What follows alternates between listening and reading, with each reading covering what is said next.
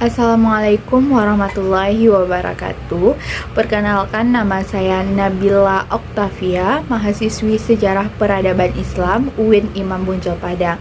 Nah, di video kali ini saya akan mereview ulang pelajaran saya dalam mata kuliah Dasar-Dasar Ilmu Politik yang saya pelajari selama kurang lebih 1 semester ini. Nah, berbicara mengenai ilmu politik lebih lanjut, perlu rasanya kita mengetahui dulu definisi dari politik itu sendiri.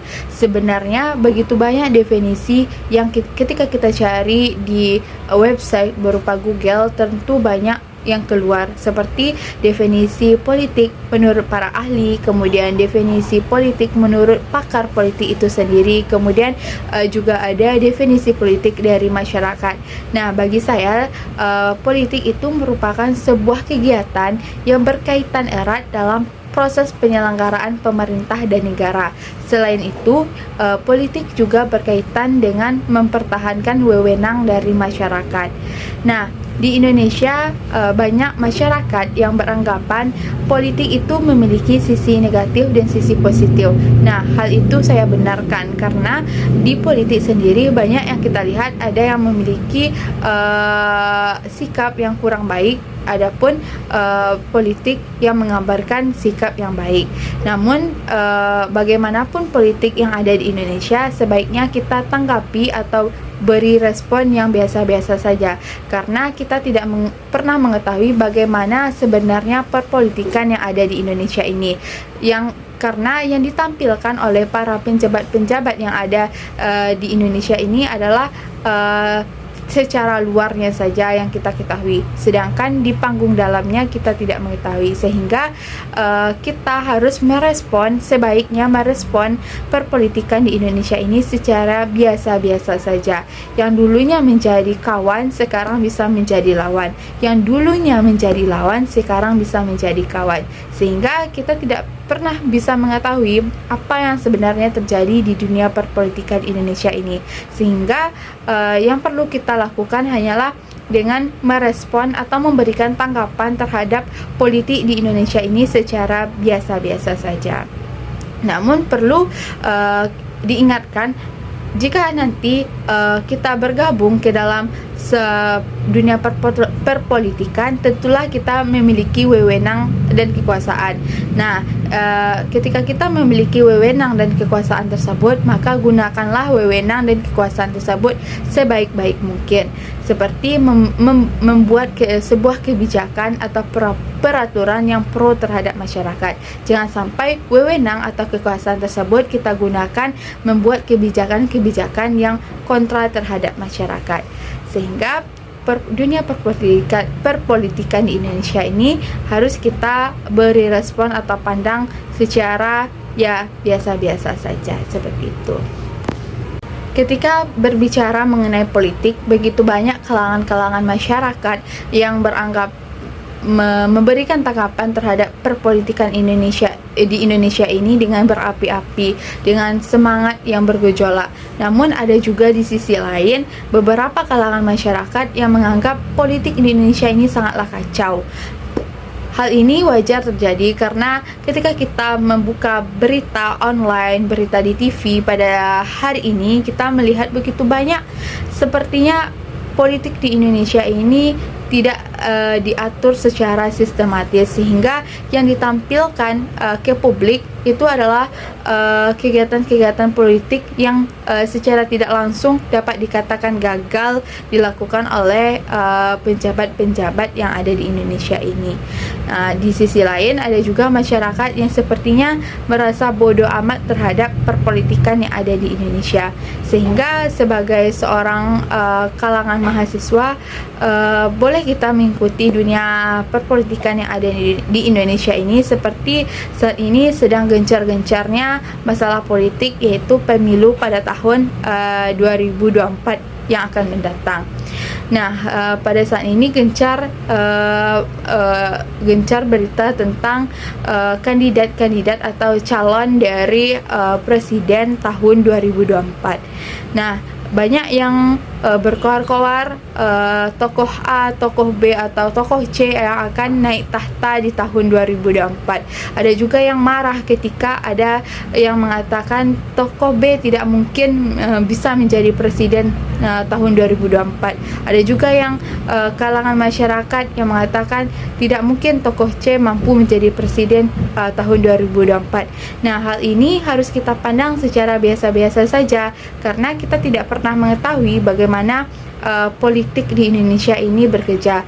Seperti yang saya sampaikan di awal tadi, yang lawan bisa menjadi kawan, yang kawan bisa menjadi lawan. Sehingga sangat perlu kita memiliki sikap yang merespon politik di Indonesia ini secara biasa-biasa saja, jangan terbawa emosi, apalagi terbawa amarah sampai melukai perasaan ataupun melukai fisik orang lain. Berbicara mengenai politik, tentu kita tidak asing yang namanya parpol atau yang dikenal juga dengan partai politik. Nah, sebenarnya partai politik ini adalah sebuah organisasi atau lembaga yang menghimpun orang-orang yang di dalamnya berada di bawah naungan suatu partai seperti partai PDIP, partai Demokrat, Partai Gerindra, PKS, dan lain sebagainya. Kemudian di dunia politik kita juga mengenal yang namanya ormas atau organisasi masyarakat.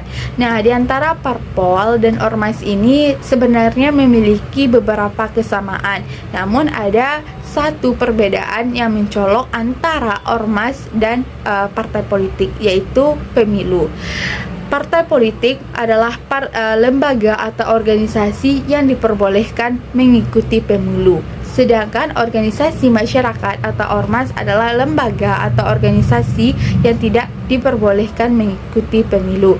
Nah, jadi jika teman-teman ingin menjadi pejabat negara seperti DPR, seperti anggota legislatif, dan lain sebagainya, teman-teman perlu bergabung di partai-partai politik yang ada di Indonesia seperti PKS, PAN, PKB, Demokrat, Gerindra, dan lain sebagainya. Barulah teman-teman bisa menjadi anggota DPR, anggota MPR, anggota DPR, anggota DPD, dan pejabat lainnya. Harus melalui partai politik.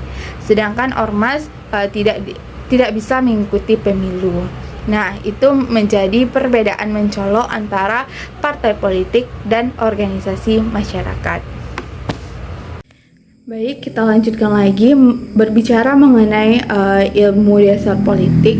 Yang menjadi fokus utama dalam politik itu adalah manusia, karena manusialah yang menjadi pemeran di dalam dunia perpolitikan di Indonesia. Nah, manusia di dalam politik ini memiliki kekuasaan atau wewenang. Kekuasaan atau wewenang dalam ilmu politik diibaratkan seperti bagaimana manusia atau orang ataupun kelompok mampu menaklukkan ataupun mempengaruhi kelompok lainnya.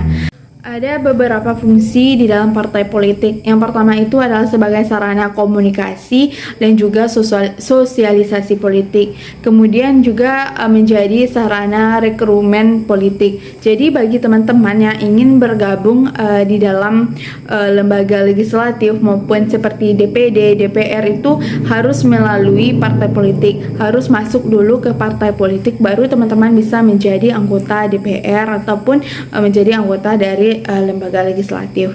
Kemudian yang ketiga itu adalah sebagai sarana kontrol politik. Seperti yang kita ketahui di beberapa bulan belakangan ini, yaitu ada salah satu isu yang paling mencuat atau isu hangat yang sedang diperbincangkan oleh berbagai kalangan, terutama itu adalah kalangan politik yang ada di Indonesia, yaitu isu tentang 3 periode. Nah, itulah gunanya partai politik ini, yaitu sebagai kontrol politik, seperti yang mana bahwasanya peraturan mengenai presiden itu sudah ada undang-undangnya, yaitu sebanyak 2 periode. Jadi tidak bisa diubah-ubah semaunya kita saja. Baik, kemudian sarana politik yang selanjutnya itu adalah sebagai partisipasi politik.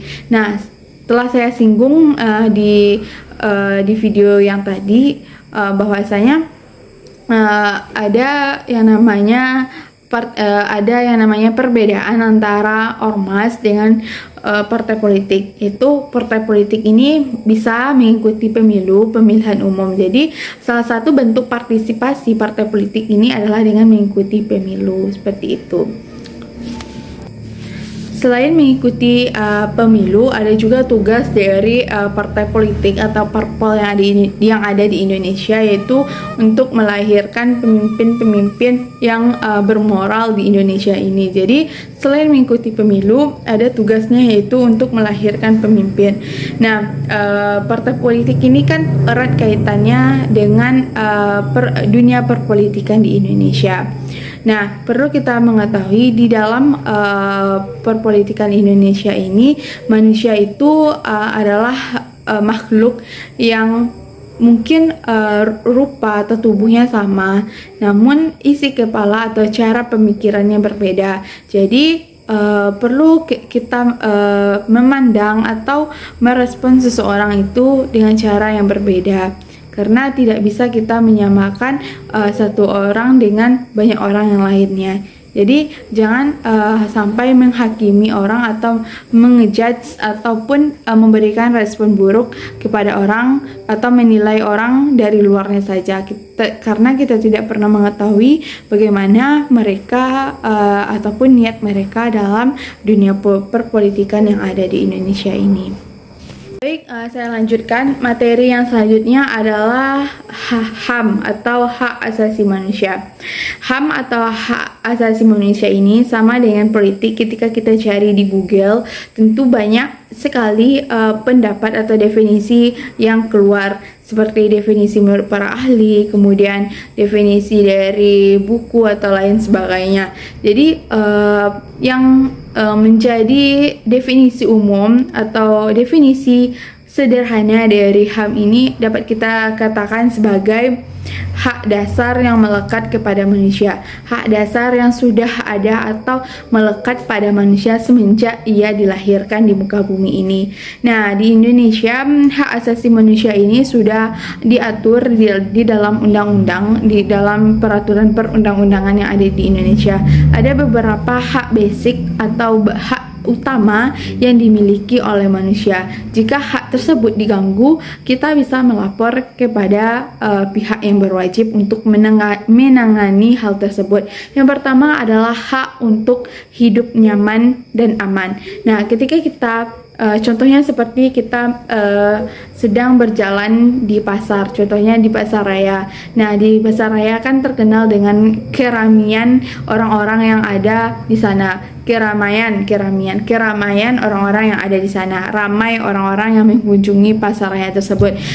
Ketika suatu hari saya pergi berbelanja ke pasar raya, kemudian saya contoh misalnya mendapatkan kemalangan berupa dicopet atau diganggu atau istilahnya dibegal atau dipalak. Nah, itu kan mengganggu hak kenyamanan saya sebagai warga negara Indonesia. Nah, saya sebagai warga negara Indonesia berhak atau wajib atau memiliki wewenang untuk melaporkan orang-orang yang melakukan kejahatan kriminal tersebut dengan mengatakan hak hidup saya yang nyaman dan damai sudah dirampas oleh orang-orang yang melakukan tindak kriminal tersebut. Selain hak untuk hidup nyaman dan aman, hak asasi manusia yang dimiliki oleh manusia yang kedua itu adalah hak untuk bebas berekspresi dan menyampaikan pendapat. Jadi manusia sejak dia dilahirkan di dunia ini, ada hak-hak yang telah melekat atau hak dasar yang melekat kepada diri manusia, itu adalah hak untuk bebas menyampaikan pendapat dan berekspresi. Sepanjang ekspresi ataupun pendapat yang disampaikan ke muka publik atau khalayak ramai sesuai dengan aturan dan moral yang berlaku di tengah kehidupan manusia yang ada di Indonesia ini, maka dia bebas untuk melakukan ekspresi dan menyampaikan aspirasinya di muka publik. Yang kedua adalah hak untuk bebas berorganisasi. Nah, manusia bebas memiliki organisasi sepanjang organisasi itu berguna dan memiliki nilai-nilai atau moral-moral yang ada di dalamnya. Kemudian ada yang namanya hak untuk bebas memeluk agama.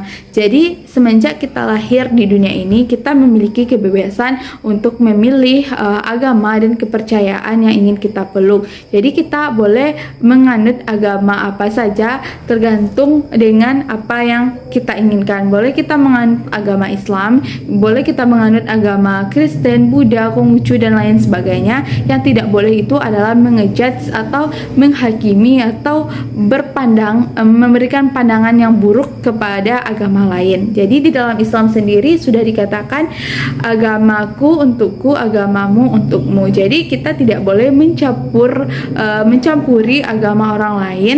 Yang perlu kita lakukan adalah untuk saling menghormati dan menghargai perbedaan yang ada di Indonesia ini. Karena kita harus mengetahui bahwasanya Indonesia ini adalah negara yang beraneka ragam penduduknya. Tidak hanya etnisnya yang beraneka ragam, tetapi juga mulai dari suku, budaya, kemudian juga agamanya. Jadi perlu kita sebagai generasi muda harus menanamkan di dalam diri ini untuk memiliki sikap atau perilaku yang menghormati dan menghargai setiap perbedaan yang ada. Baik, dilanjutkan. Yang selanjutnya adalah di dalam ilmu politik ada yang namanya istilah human behavior atau perilaku manusia yang bersumber dari 5 sumber. Yang pertama itu dari keturunan genetik. Ketika saya terlahir dari keluarga presiden atau mantan presiden, tentulah saya akan memiliki pengaruh yang lebih besar, terutama pengaruh di dunia politik yang lebih besar dibandingkan dengan masyarakat biasa. Yang kedua adalah pengaruh dari bidang ekonomi. Ketika saya memiliki kekayaan yang lebih tinggi dan saya sering memberi atau mentraktir teman-teman sepergaulan saya, tentulah saya akan memiliki pengaruh yang lebih besar dibandingkan teman-teman yang lainnya. Kemudian adalah pengaruh dari intelektual. Ketika saya cerdas dalam bidang sains maupun public speaking, berbicara di khalayak ramai, tentulah saya akan lebih dipertimbangkan ataupun mendapatkan pengaruh yang lebih tinggi dibandingkan teman-teman saya yang mungkin tidak menguasai bidang tersebut. Kemudian adalah di bidang personality atau moral, personality atau fisik. Ketika kita terlihat cantik sesuai dengan standar yang ada di Indonesia, tentulah kita akan dipuji-puji, dipuja-puja ataupun mendapatkan pengaruh yang lebih besar di Indonesia ini.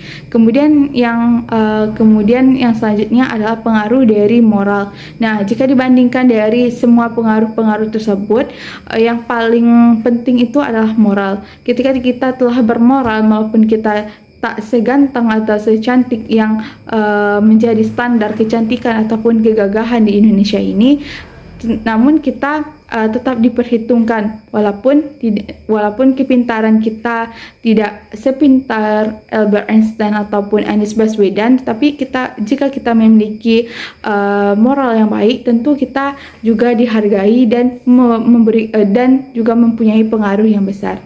Baik, terima kasih. Hanya ini yang dapat saya sampaikan. Kalau ada salah-salah, saya mohon maaf. Sesungguhnya kesalahan itu datangnya dari saya dan kebenaran datangnya dari Allah Subhanahu wa Ta'ala.